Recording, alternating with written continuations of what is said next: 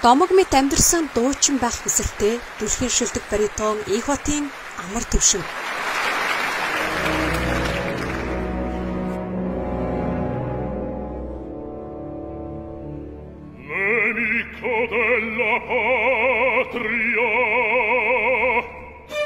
Сүхбаатар аймагт 1986 оны 3 дугаар сарын 23-нд төрсөн аав ээж нь багш мэргэжилтэй түүний эхнэр Дур бүжгийн Эрдмийн театрын дуучин Туяа.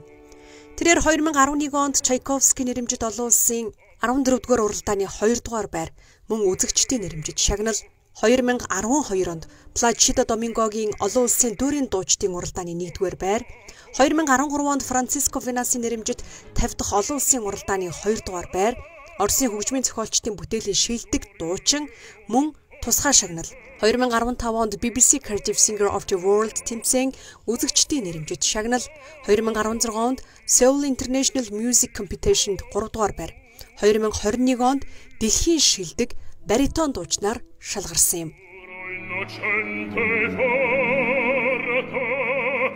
Их хотын амар төвшин нь 2009 оноос 6 жил Монголын дүүрийн театрт дуулаачаар ажиллаж сүүлийн жилүүдэд дэлхийн тайзнаа дуулж явна. Тэрээр Итали улсын Сан Карлогийн нэрэмжит их театр, агуу Вердийн төрсөн нутаг Парма хотын их стедийн театр, Парис хотын театр, Германы Киел хотын дүүрийн театр, Испани улсын дүүрийн театр, Москва хотын Большой театр, Бээжин хотын Сувдан театр зэрэг дэлхийн 20 гаруй улсын театруудад дуулаад байна. Харин одоогоор Италийн театруудад гэрээгээр дуулж байгаа юм а.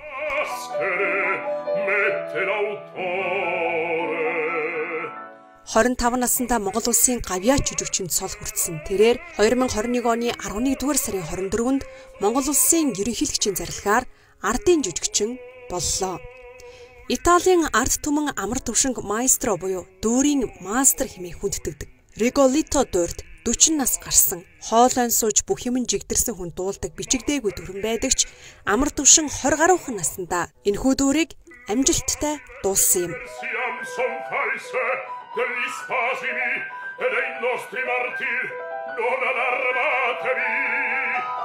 Тэрээр монголчуудтай хандан уужуу ухаантай байж бие биенээ ямар ч нөхцөл байдалд уучлж өршөөж амьдардаг байгаасай. Тэгвэл эерэг үр дагавар заавал ирнэ. Хүнийг хайрлаж, урамшуулж явна гэдэг үнэхээр гайхалтай. Нэг сайхан үг хэлээд ийдэг харцаар харчхад л тэр хүнд эн чинь урам болно шүү хэмээн нэгэн ярилцлагадаа хэлж байжээ.